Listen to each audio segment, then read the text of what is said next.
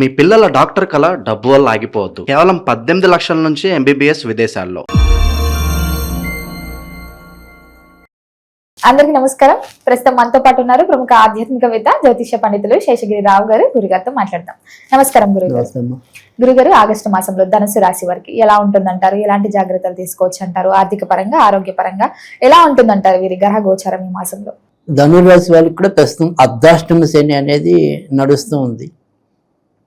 అయితే మిగతా గ్రహాల్లో కూడా మేము రాశ్యాధిపతి గురుడు వీరికి అష్టమ స్థానంలోనే సంచరించడం అనేది కూడా జరుగుతుంది. తర్వాత సప్తమ స్థానంలో ప్రస్తుతం కుజుడు సంచరిస్తున్నాడు. సో బుధుడు కూడా ప్రస్తుతం అష్టమంలో ఉంటాడు. కనుక ఎలా చూసుకున్నప్పటికీ కూడా లాభాధిపతి కూడా వీరికి నీచంలోనే ఉన్నాడు. అందుకని వీరికి ఆగస్టు 22 వరకు, మరీ ముఖ్యంగా అయితే ఆగస్టు 17 వరకు, ఆగస్టు 17 వరకు మాత్రం అంత సానుకూలకంగా ఉండదు. అంటే అవకాశాలు వస్తున్నట్టే వచ్చి చేజారిపోవటం, లేదా వస్తున్న అవకాశాలు వీరు సరైన సమయంలో అందిపుచ్చుకోకపోవటం. సో అందుకని కొద్దిగా మిశ్రమ ఫలితాలు ఎక్కువగా ఉంటాయని చెప్పి ధనుర్రాశి వారికి చెప్పచ్చు. ఇటు ఆరోగ్యపరంగా అయితేనేమి, వృత్తి ఉద్యోగాల్లో ఉండే అభివృద్ధి పరంగా అయితేనేమి.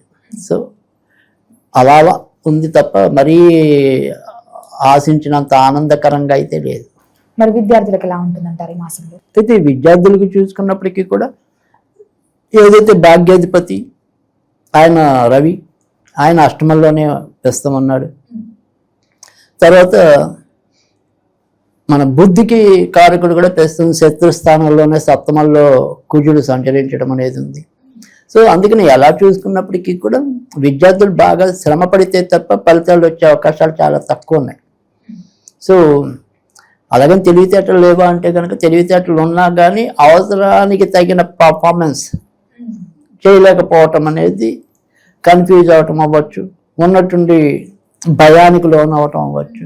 ఏదైనప్పటికీ కూడా అంత ప్రతిభ బయటకు వచ్చే అవకాశాలు తక్కువ ఉన్నాయి. మరి ఉద్యోగ రంగంలో ఉన్న వారికి ఎలా ఉంటుందంటారు? నిరుద్యోగుల పరిస్థితి ఏంటంటారు? కొత్త ఉద్యోగం దొరికే అవకాశాలు ఏమైనా ఉన్నాయంటారా ఈ మాసంలో?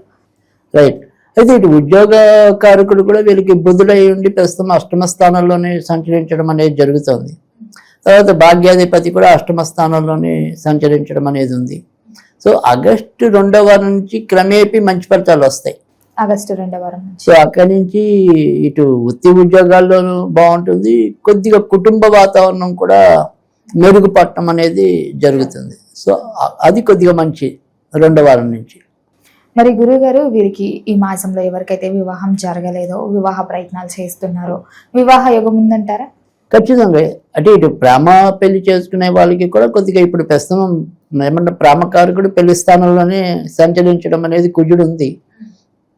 సో అందుకని వీళ్ళకి కొద్దిగా ప్రేమ పెళ్లి చేసుకోవాలి అనుకుంటే కనుక సాధ్యం అవటం అనేది జరుగుతుంది.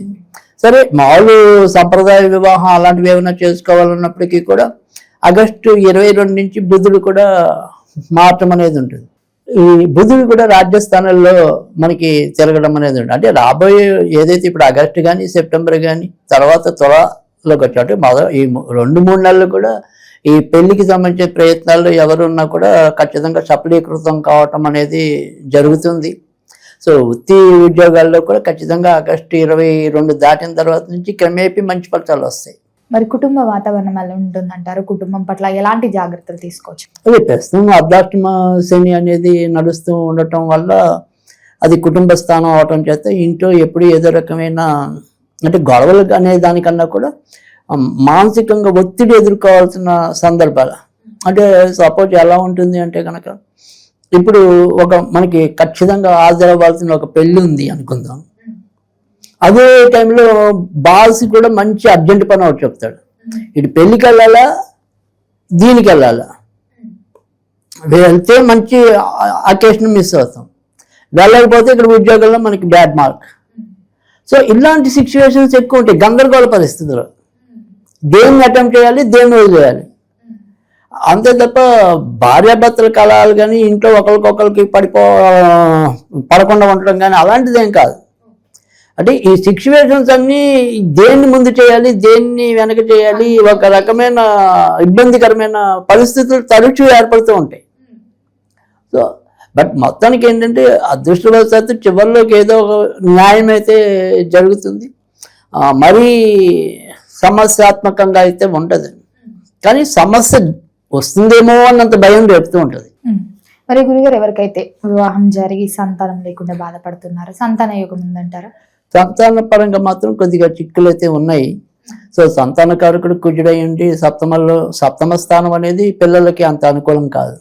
సో అందుకని ఒకసారి గర్భస్రావాలు అలాంటివి కూడా ఉంటాయి.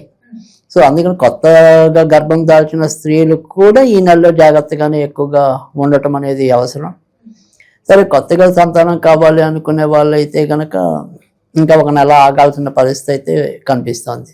మరి గురువు గారు అలాగే ఈ మాసంలో ఎవరైనా పెట్టుబడులు పెట్టాలి, కొత్తగా వ్యాపారం స్టార్ట్ చేయాలి, స్పెక్యులేషన్స్ రియల్ ఎస్టేట్ అని చూస్తుంటారు కదా, చేయొచ్చు అంటారా? ఈ మాసం ఆగడం బెటర్ అంటారా?